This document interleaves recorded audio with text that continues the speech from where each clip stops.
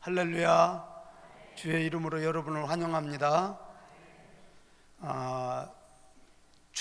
성탄절 40일 전을 대강절, 강림절 이렇게 표현하는데, 요 주변에 우리가 어떤 자세로 하나님 앞에 설 것인가 하는 것을 다시 한번 말씀을 통해서 우리가 보는데, 대개 백화점에는 추수감사절 세일과 더불어 성탄절까지 세일을 하는데 약 백화점의 40%를 그때 판다는 거예요. 그러니까 미국에서는 성탄절에 되면 세일을 하면 내가 어떻게 할까 그렇게 하면서 줄을 서서 좀 싼 상품을 사는 것을 생각하는 이런 현상이 되는데, 우리 그리스도인은 그렇게 살아서는 안 되고 어떤 자세로 살아야 되는가 하는 것을 오늘 말씀을 중심으로 해서 저와 우리 성도님이 따랐습니다. 하나님 앞에 쓰임받는 종이 됩시다. 아멘. 첫째는 그 아브라함이 참 아담과 하와가 범죄하면서부터 내 여인의 후손이 그를 이기게 할 것이다. 그때부터 메시아 사상이 일어나는 거예요. 그리고 한 사람을 택해서 아브라함, 또 그 후손 다윗, 그러면서 오다가 보니까 다윗은 대단한 골리앗을 넘겼는데 예쁜 여자 때문에 또 넘어져가지고 이분도 메시아가 아닌가 보다 그러면서 바벨론 포로에 끌려갔다. 돌아와 보니까 스가랴 선지자들도 참 그때 메시아를 기다릴 때 스가랴 선지자가 곧 그날에 예수님 오십니다, 그날을 생각해야 됩니다 막 이렇게 하다가 이제 마침 예수님이 메시아로 오시기 직전의 상황을 지금 우리가 말씀을 보고 있는 거예요. 여러분 따르십니다. 예수님을 나의 구주로 믿으면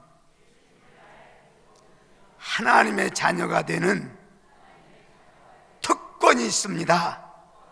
여러분도 그렇게 믿으십니까?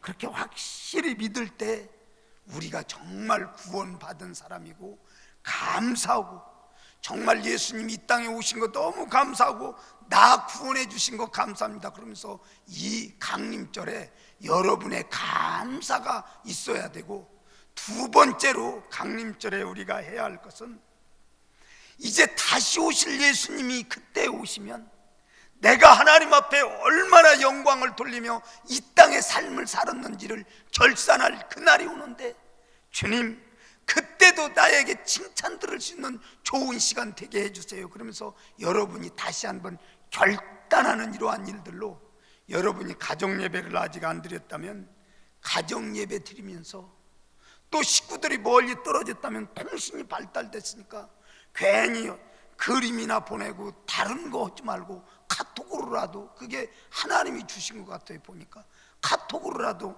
하나님의 말씀은 이렇단다, 우리 예배 시간이다, 멀리서 있지만 같이 예배 드리자, 그리고 하나님의 그 은혜를 생각하자. 미가서에 있던 말씀, 스가랴에 있던 말씀, 지금 누가복음이나 마태복음에 있던 메시아 오신다고는 그 직전의 일들을 생각하며 우리가 경건하게 보내자. 그러면서 죄 짓는 자리에서도 멈추고 하나님이 원하시는 귀한 삶이 무엇이냐 그러면서 저도 우리 성도님도 그런 절기로 보내야 그 강림절의 의미를 알고 지내는 것이다 하는 걸 여러분이 기억하시면서 따르십니다. 하나님 감사합니다. 오실 주님을 소망 가운데 바라봅니다. 믿습니까? 그런 마음으로 여러분이 이 강림절을 지켰으면 좋겠다. 두 번째, 요셉과 마리아가 하나님의 도구로 쓰임을 받은 거예요. 도대체 그 참 정혼한 그 두 사람이 어떻게 쓰임을 받았을까? 요셉은 마태복음에 보면 자기가 이 정혼한 여자가 배가 이만치 불러서 참 이거 창피해서 어떻게 할까 하고서나 성경을 보며 고민하며 정말 고통 가운데 있었을 때 가브리엘 천사가 와서 그런 의사를 전하지 않습니까? 그는 성령으로 잉태된 것이니 너 두려워 말아라. 그 의로운 사람이 고통 가운데 있었을 때 한번 방송실 촛불 그 화가라고 알려진 조르드 투스라고는 그 화가가 그림을 그린 거예요.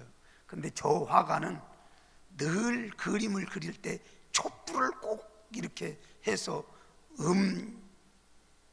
음지와 양지를 잘 이렇게 구분하는데, 보세요. 저 사진이 잘 안 나왔는데 그 밑에 보면 요셉이 성경책을 보다가 너무 피곤해서 이게 어찌 된 일인가 하고 이렇게 묵상하고 있었을 때 하나님은 그에게 의로운 사람이고, 또 자기가 그 약혼한 여자가 정말 이렇게 배가 불른 이러한 일들에 대해서 드러내지 않기 위해서 이제 어떻게 하면 저분을 끊고 이제 정리를 할까 하고 고통 가운데 고뇌에 빠졌을 때 가브리엘 천사가 와서 무서워하지 말아라 이렇게 들려주는 그림이 바로 저 그림이에요. 여러분, 그 요셉이 후에는 마리아 데려오기를 무서워하지 않고, 또 그 다음에 애굽으로 가라 그렇게 했을 때 그 동방 박사들을 만난 다음에 꿈에 있었을 때 하나님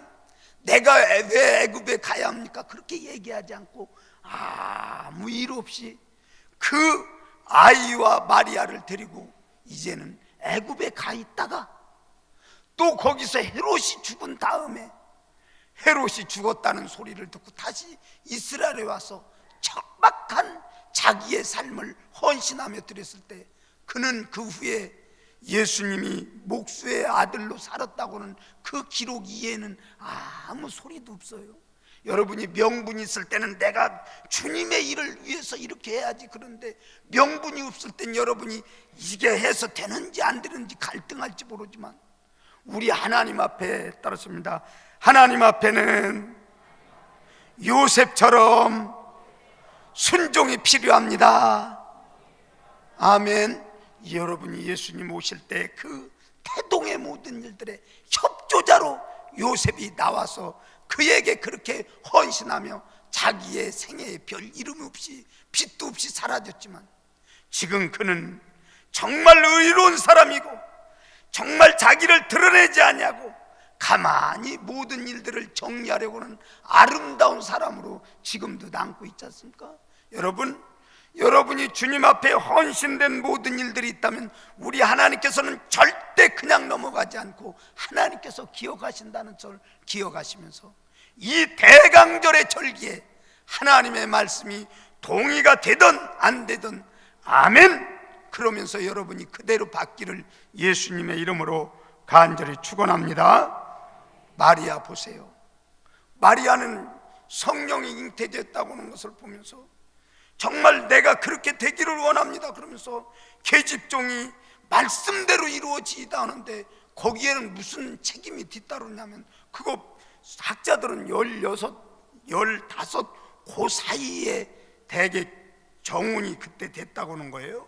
시골 마을의 처녀가 임신했다는 소리가 그 우물가에서부터 그 얼마나 쫙 퍼졌을 거예요. 저희 어렸을 때 보면 우물가에서 빨래하고 아침에 그 정보를 나누면서 누구 아버지는 어젯밤에 노름을 하다가 논 5마디 날렸대 그러면서 그 정보가 파지는데 그 동네에 그 정보가 막 나갔을 때 그 사람 이상한 아이를 하나 가졌대. 막 수근수근한데 그 조롱, 또 그때 당시에 여자가 간음하면 불태워 죽이는 것, 돌 던지는 것, 약혼자로부터 오해가 될 이러한 모든 일들이 있었을 때 내가 어떻게 하면 이것을 할 수 있을까? 참 고통 가운데 빠졌지만 그는 하나님의 말씀이기 때문에 오히려 죽어도 좋사오니 내가 감당하기 어려운 일이지만 하나님께서 그렇게 말씀하시니까 내가 그대로 하겠습니다 하면서 순종으로 나갔던 것을 우리가 볼 수 있습니다. 그러면서 오늘 참 마리아의 찬가에 보면 내 영혼이 주를 찬양하는 것은 내 목숨을 걸고 하나님 앞에 영광을 돌리겠다고 하면서 오히려 찬양이 있는 거예요. 여러분, 고통 가운데 있을 때 어떤 때는 눈물을 흘리며 기도를 하지만 어떤 때는 그 기도가 변해서 오히려 찬송이 미묘하게 흐르는 이러한 일들을 우리가 보지 않습니까? 바로 마리아가 어린 이러한 나이지만 그럼에도 불구하고 계집종이 오니 내가 하나님이 원하는 대로 쓰임을 받기로 하면서 자기의 태를 하나님께 돌려드리는 이러한 일들로 이제 쓰임을 받는 이러한 모습을 우리가 볼 수 있습니다. 여러분, 저와 우리 성도님 하나님의 자녀로 삼아주신 거 감사하고, 하나님이 여러분을 필요로 한다면, 네, 따랐습니다. 하나님이 필요하시면 제가 아멘 하겠습니다. 믿습니까? 어떤 사람이 그랬다잖아요. 아멘의 위력이 얼마나 큰지. 시어머니가 며느리가 출산이 안 되니까, 야, 우리 목사님한테 가서 기도함을 받자 그러면서 목사님한테 기도를 받았다는 거예요. 하나님 대문을 여시고 축복해 주옵소서. 그러니까 며느리는 믿음이 없으니까 가만히 있는데 그 시어머니가 아멘을 너무 세게 하니까 오히려 며느리가 임신한 게 아니고 시어머니가 임신했다는 근거가 없는 이런 예화인데 그런 일이 있다고 그러더라고요. 근데 오늘 저와 우리 성도님 따랐습니다. 하나님 앞에 말씀에 아멘 하면 역사가 있습니다. 믿습니까? 오늘 저와 우리 성도님 하나님 앞에는 어떠한 경우에도 이 대강절을 통해서 주님, 저에게 말씀하시면 요셉과 마리아가 그렇게 순종해서 주님이 이 땅에 오시는 통로의 모든 일들을 마련하고 주님을 보호했던 것처럼 내가 주님의 원하시는 귀한 생명을 증거하겠습니다 그러면서 여러분이 그렇게 순종한다면 정말 많은 하나님의 나라의 모든 일들이 확연히 드러나며 하나님께 영광을 돌릴 수 있는 아름다운 시간이 주님 안에 있을 줄을 믿습니다. 따랐습니다. 말씀이면 순종하겠습니다. 아멘. 아무리 말씀만 많이 알아도 순종과 같이 연계가 되지 않는다면 그거는 귀신도 할 수 있는 믿음이라고 성경은 전하는 거예요. 작은 것 하나라도 하나님 내가 그렇게 하겠습니다 그러면서 여러분이 아멘 그렇게 받을 수 있는 우리 창대교회 전 성도가 되기를 예수님의 이름으로 간절히 원합니다. 따랐습니다. 대강절을 통해서 예수님이 증거되어져야 합니다. 아멘. 제가 행복 아카데미라고 하는 목포 사랑의 교회 가서 세미나를 하는데 그 목사님이 마지막에 그 우리들에게 도전을 주기 위해서 광주 신학교에 그 순교자의 묘지를 그 지산동에 있는 거기를 데리고 가더라고요. 그러면서 거기에서 이 땅에 와서 순교한 사람들이 자녀, 아들 셋 다 이 땅에 묻고 자기도 통곡하며 그 복음을 전했던 이러한 일들인데 거기에 중요한 이러한 사람이 있어서 제가 메모를 해서 이제 전해드리려고 합니다. 전라도 광주에서 1933년 미국 선교사가 한 분이 와요. 간호사로서 오는데 그가 이제 돌아가실 때는 영양실조, 그가 남긴 것은 담요 1장, 강냉이, 가루 2홉, 또 시신은 본인의 유언에 따라서 나를 의약용으로 써달라고 그렇게 하면서 조선에서 22년간 이제 복음을 증거하는 이러한 일들로 이제 조선 사람과 똑같이 보리밥 먹고 된장국 먹고 검정 고무신 신고 이제 죽었다 이런 기록이 있어요. 근데 그가 참 이제는 조선인을 나의 친구라 부르지 않고 나도 조선인이라 이렇게 말하고 평생을 선교했습니다. 그 사람이 바로 조선의 아낌없이 주는 나무 서서평 선교사라고 엘리자 세핑이라고는 1880년에서 1934년까지 산 선교사입니다. 그가 한 일은 조선의 가난한 땅, 고통 가운데 얼룩진 이러한 일들을 이제 보면서 고통당하는 사람들에게 순회하면서 복음을 증거했고, 병든 자와 더불어 함께 했을 뿐 아니라 조선에 와 보니까 500명 여성을 만났는데 불과 10명만 이름이 있고 간난이, 언년 뭐 이런 이름이 있어서 다 이름을 지어주고, 또 그들에게 정말 당신은 귀중한 사람입니다 하면서 학교를 세웠는데 바로 한일 장신대학이 지금 현재 있습니다. 그리고 나병 환자를 위해서 열심히 힘쓰는데 자기 자녀를 14명이나 삼아서 그 중에 문둥병으로 고통당하는 나병 환자 어른 자녀를 다수 두어가며 자기가 직접 얻고 키웠던 이러한 일들, 그리고 나병 환자의 복지를 위해서 데모는 이런 때 하는 거예요. 일본 총독부, 그 당시에 일제시대이기 때문에 일본 총독부에 나환자들을 데리고 가서 정말 우리에게 안정된 모든 일들을 해줬으면 좋겠다면서 그 시위를 할 때, 그래서 소록도에 정말 나환자 갱생원이 그게 세워진 것이 소록도에 있게 되었던 이러한 일들.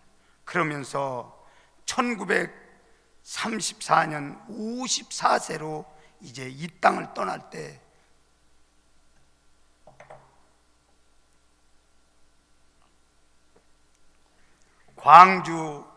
광주시에서는 사회장으로 12일간 장례를 해주고, 전라남도 도지사, 각 경찰서장, 일본에 직분이 있는 이러한 일들 그 사람까지도 예복을 입고 참여해서 이제 광주 시내에 통곡 소리가 나는데,